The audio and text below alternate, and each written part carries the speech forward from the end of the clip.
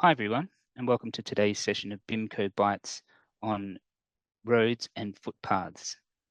Now, today we're going to be, or for each of these landforms, we're going to be demonstrating a different feature of the Toposolid tool. The main concepts we'll be going through using the split element tool to create footpaths. We'll be having a look at the subdivide feature in Toposolids to create our roads. We'll be looking at using a railing to create a curb, and we'll be looking at sloped fours for our crossovers. Now, when you want to go ahead and create a 3D model like this, the best thing to do is to sketch out the roads, footpaths, and crossovers that you want to create using detail lines on the survey on a site plan. So I've done that here already. Now, if we want to create a road, the easiest way to do that is basically just to split up the topography and give it a different material. So in order to do that, we go to a floor plan, and then if we click on the split element tool and then select the Toposolid, it will allow us to now sketch an area that we want to split. And this is where the lines that we drew will come in handy. So when I've got my lines there, I know I've measured all this out prior, so now I can use my pick lines tool up here and pick lines to create my footpath. And I'll just finish that off there. And then I'll also create another footpath along here. So with, again, with our split element tool, select the topography, and now I can use my pick lines tool in order to create my footpath. Okay. Now, if we have a look at this in 3D, we can now see that we've got a little area that's now being cut out a little bit. So what we can do now is select those elements, and we can change the material of that. I've created one here earlier called Toposolid footpath. Okay, and you can see here now we've got a nice looking start of a footpath. Okay, so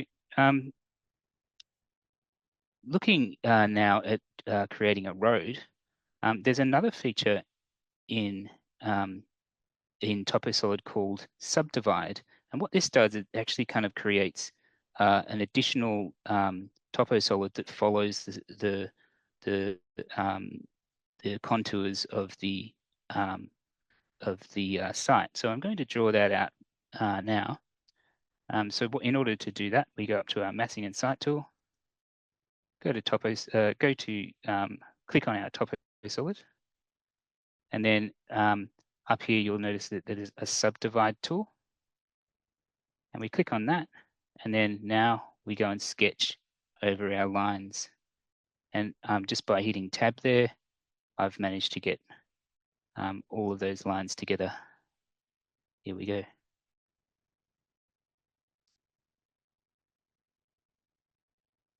Now, let's have a look at the result of that in 3D.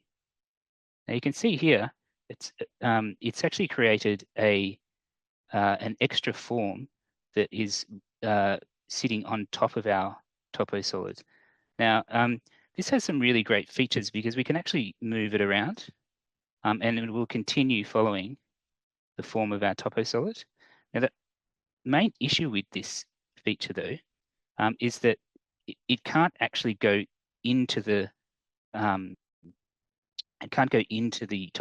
We can't set this to a negative value, unfortunately. So, well, actually, that there's no way to set it to a negative value. There's no offset. This subdivide height here is the height of the actual element. So we can make it thinner. We could make it 5, but then it just appears to be like a painted on kind of surface. So that might be a quick way of going about things, if you don't want this particular look here of the material of the footpath or road cutting through your landform. But we can actually utilize this this feature to make a road that looks a little bit still like this. Now, the other advantage of this this subdivision is that if we change, a point, say by modifying sub-element and giving that an extra meter or something, this will do something quite exaggerated. No, it's not going to allow us to do a meter. We'll just do a little bit.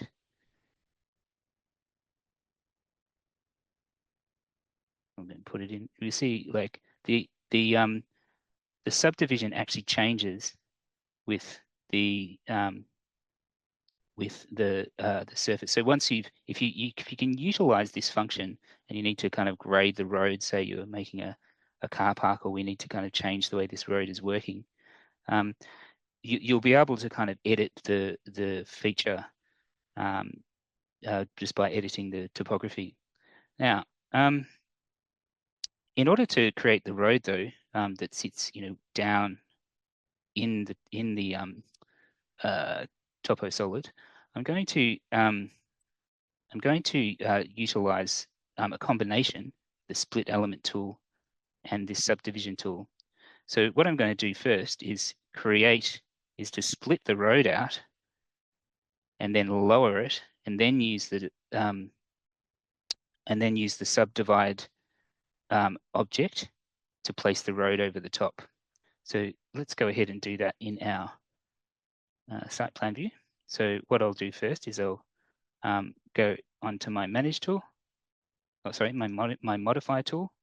Go to my split element tool. Select the Toposolid, and then click my road. Finish it off here. And let's have a look at that in 3D now.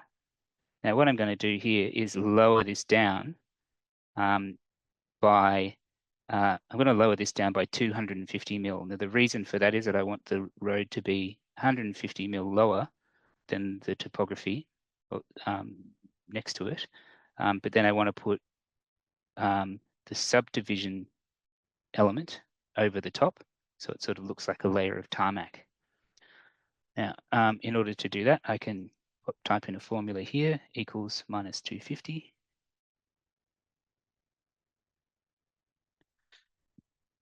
And now we've got that little cutout. And the great thing about having keeping this as all the same material is that you can also use the join tool to join that up. Doesn't like that edge, unfortunately. I don't know. Not quite sure why. But yeah. Now the next thing that we're going to do is create a subdivision. So in order to do that, I go into my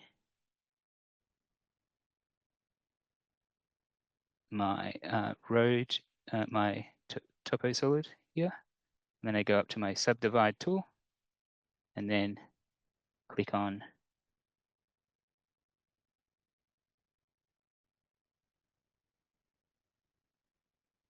the extents of my subdivision.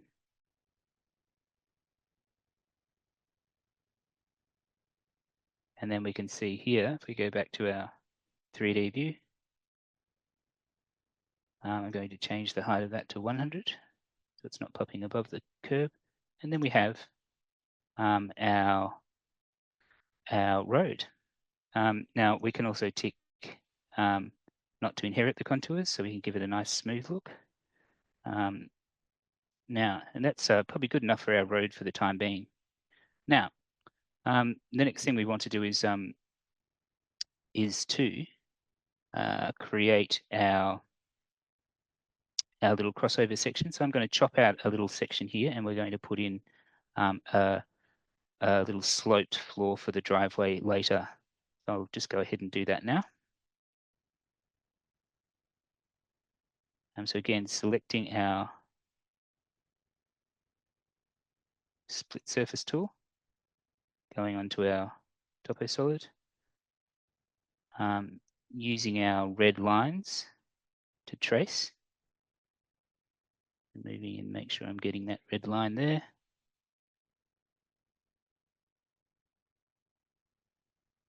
And we'll bring that, just bring that one back to here, I think.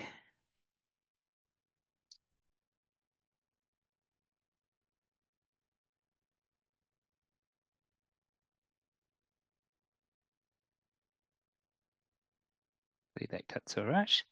Okay. Now we've got our little cutout there. We'll offset that one by 250 mil as well.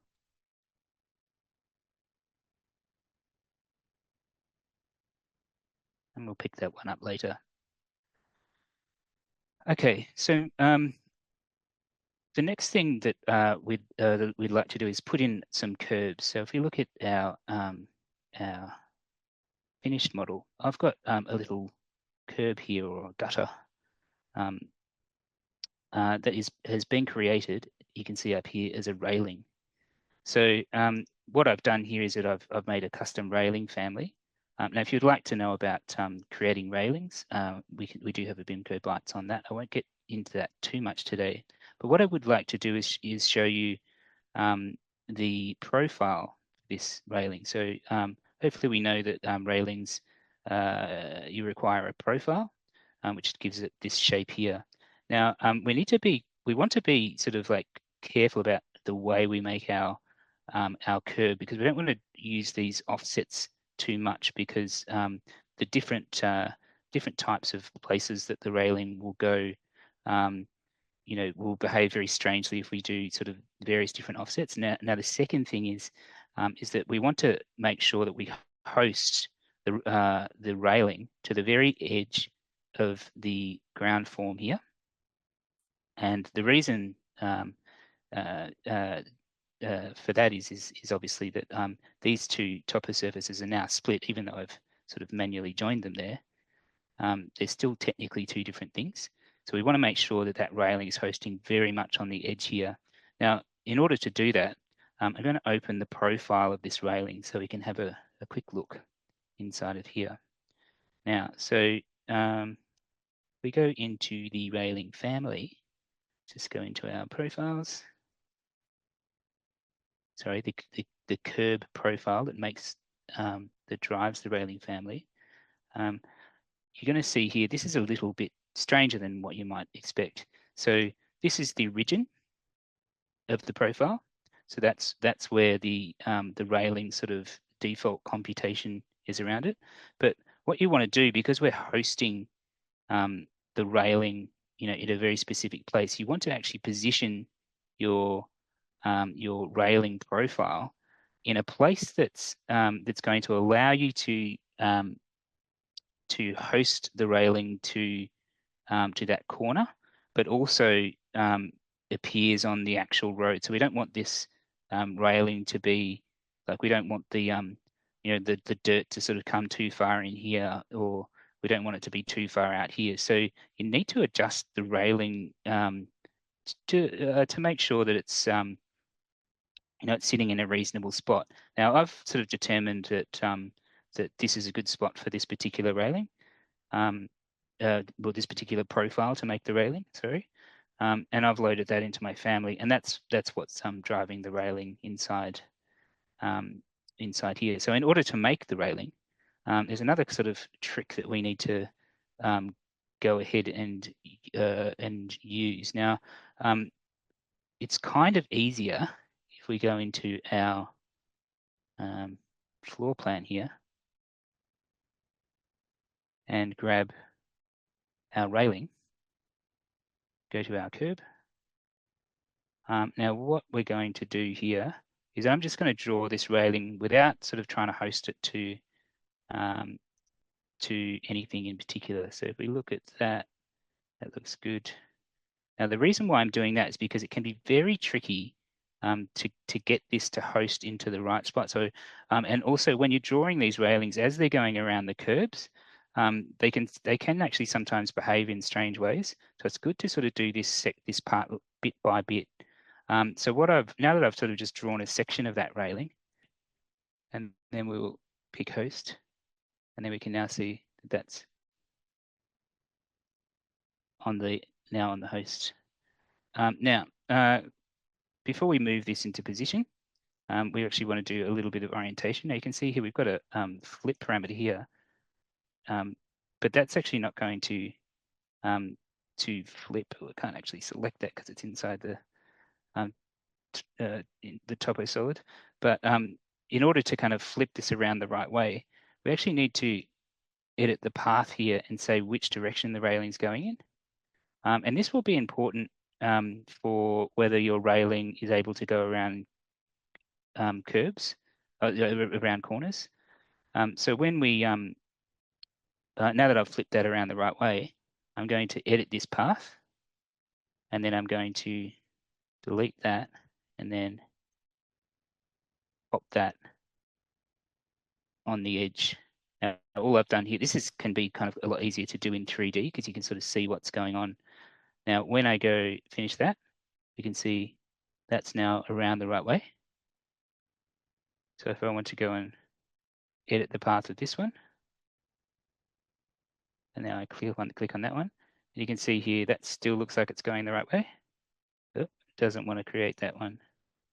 And let's try this again.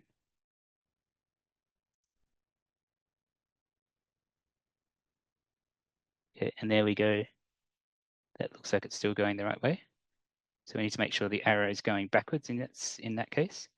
So then we're going to grab this and click on our railing again. Curb. And that's not liking that one because we didn't do it in the right way. See, this one seems to keep flipping that way. Oops. Pop that way. So it can be a bit tricky. That's why it's recommend that you do it in little sections. So once we've skipping forward, once we've got all of our curves nicely in place, the next thing that we want to do is build some crossovers. Now, what we recommend doing is just building the crossover as a floor. And the reason being is because it will make a nice kind of smooth look, which will be easier to document because you don't really want to have all of these extra points and interior edges and things like that. So in order to make this floor, I'll just create this again. So what you would normally do is in your floor plan view,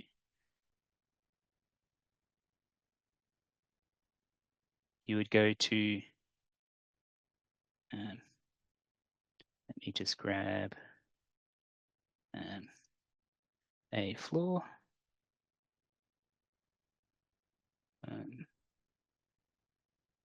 Regular floor, and I've made a floor type here called driveway. Okay, and then I'm going to grab this guy here, going around making sure I've got my points aligned. Yeah. Grab that one, just like that, yep. And then, oops, I'll go back to that because we've got to set the level as well. So let's try out. So level I've actually kind of established earlier, which is about where the level that is of that one is. Now, once I've got my crossover made there, now I would then go and draw in the other part of the road, edit boundary, and we'll make that go up to there. Let's have a look at how that's looking in 3D. That looks about right. So we can see here we now need to slope this floor. That's fine. And then we'll use the slope arrow.